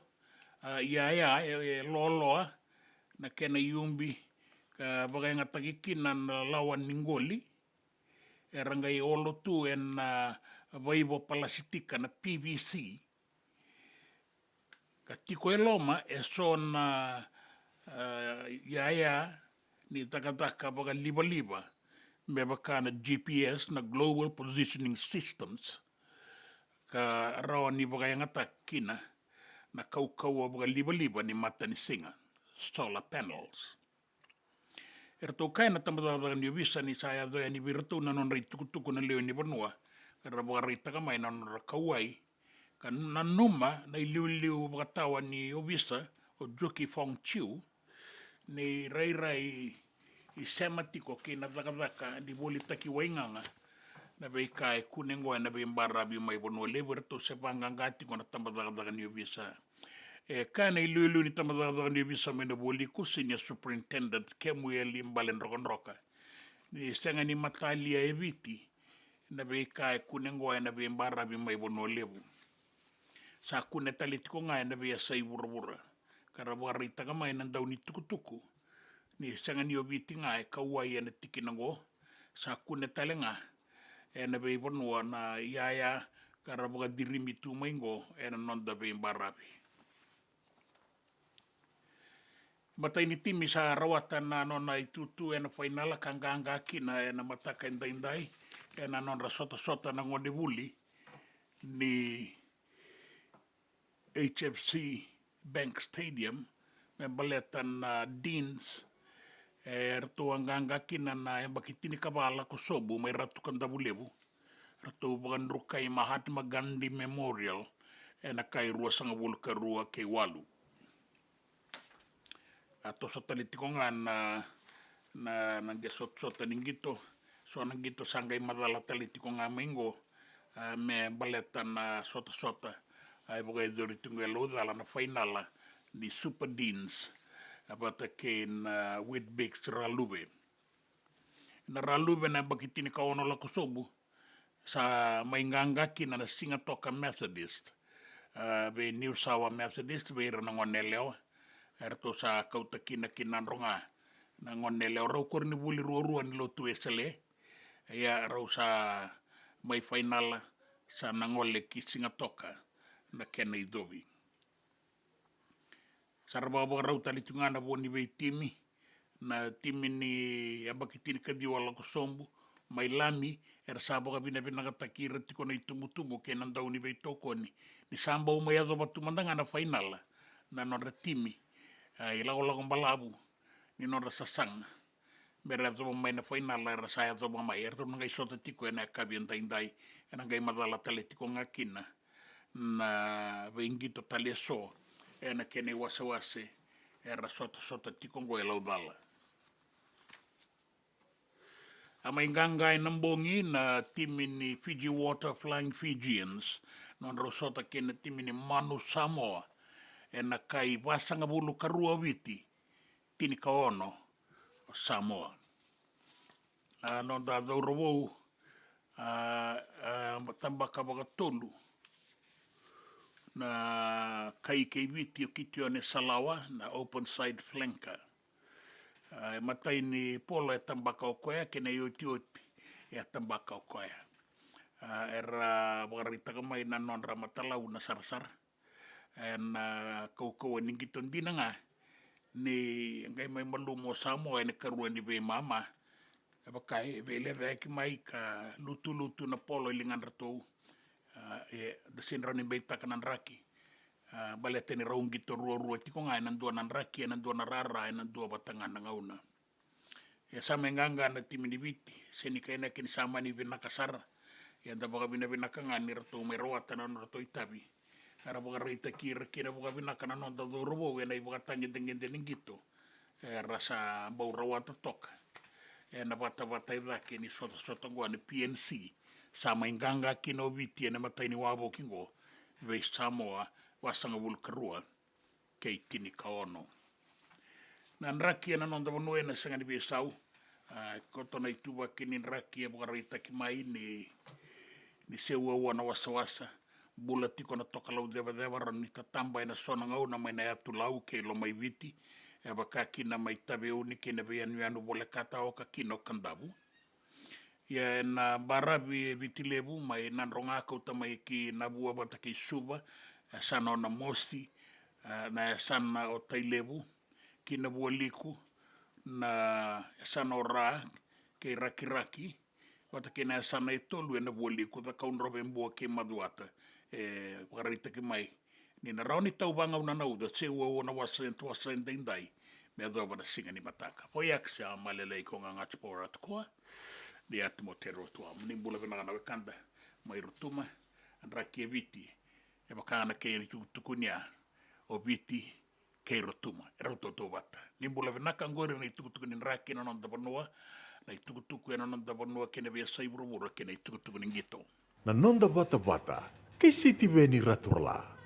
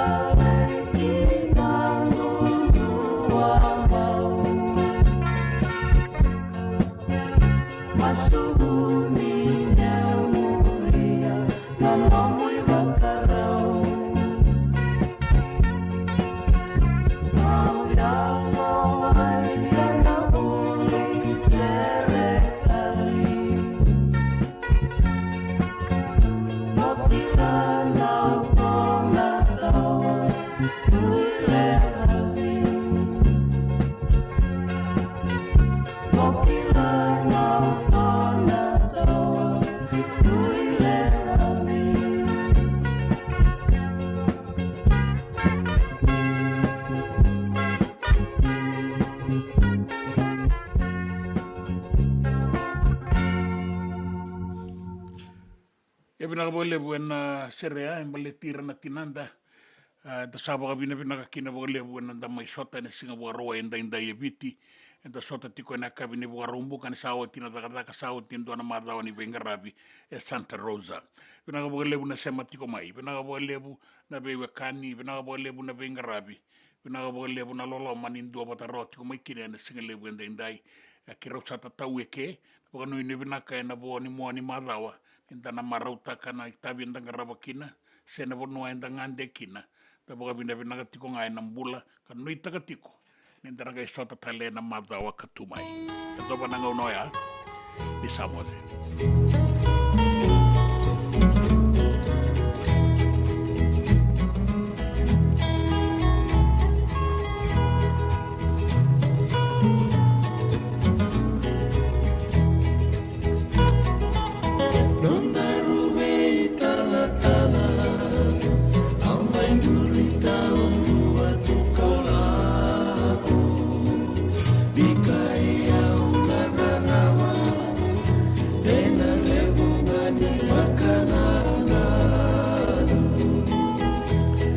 Senga nikila senga unadhaba mea dona sota tale kona neile lo magu kona numina muvenga gani masu aukania tuna waini matamu ebe singa kebe niko yali Tena bakalevu na yano Beura idi kota lenda lopani Ena vaka bakadama Itawasi kendaruna wasawasa Na ebola kena masu Bebakane ninondaruya daya